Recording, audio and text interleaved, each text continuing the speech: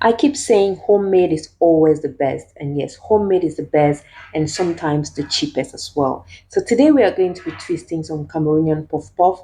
I'm going to show you how to make your puff puff at home with ease. All right, welcome back to another episode of The Twist. My name is Chana Z. If this is your first time, this is family. Just pull your chair and let's do this together. All right, so let's get started. So if you look around your kitchen or your pantry, you might discover that you have about 3 or 4 ingredients that we're going to be using. You've got water. We're going to be using 3 cups of water. We have some yeast here. We're using 1 tablespoon of yeast.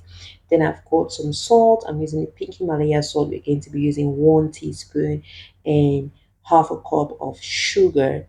Then we are going to be using 5 cups of flour. Now, you might have your sugar at home, water at home, salt at home. Maybe you just need to buy some yeast and flour if you do not have flour, but definitely you got flour at home. All right, so we're just going to get started. Now, in a clean bowl, we're going to transfer our water. Your water should be lukewarm. The temperature should be lukewarm. It shouldn't be too hot and not too cold, just in between lukewarm water. Then just add in your sugar and your yeast, not forgetting your salt. Give it a stir and then set it aside. Let it sit and rest for about 10 minutes.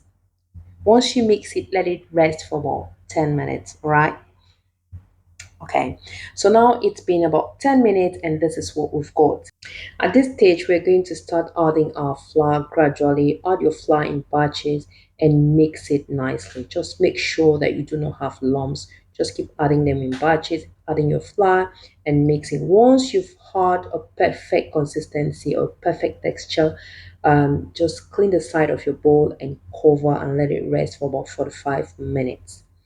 Now, if you want your puff puff to be a little bit thicker and heavier, you can go ahead and add in an extra cup of flour. But this right here is just the perfect consistency you need. So once we are done, we're just going to go ahead and cover our mixture and let it rest for about 45 to 1 hour.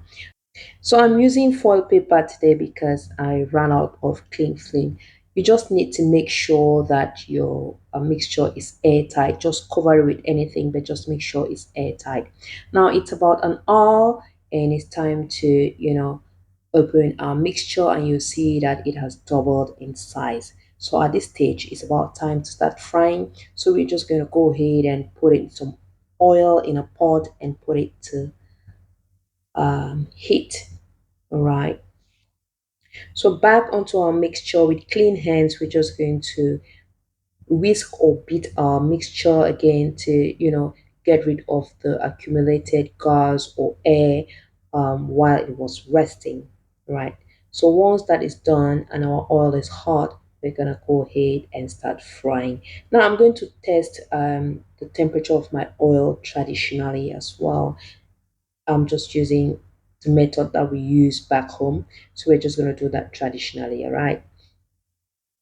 So our oil is hot and it's about time to scoop our mixture and drop them in our oil.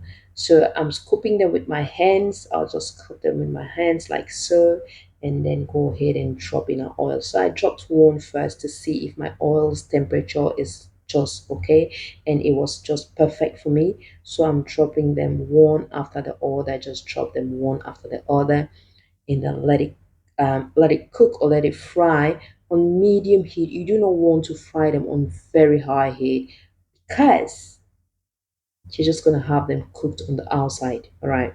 So once your puff puff is getting golden brown, just go ahead and flip the sides like I'm doing.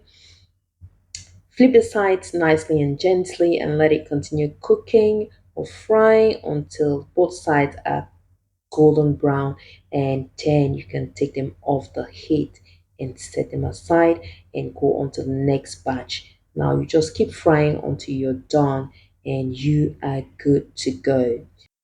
It is interesting to note that puff puff can be eaten at any time of the day. You can have it for breakfast, lunch, or dinner. And it is a perfect combination with pap or what Nigerians call akamu, especially during the rainy season or cold weather. I mean, the combo is just a perfect one.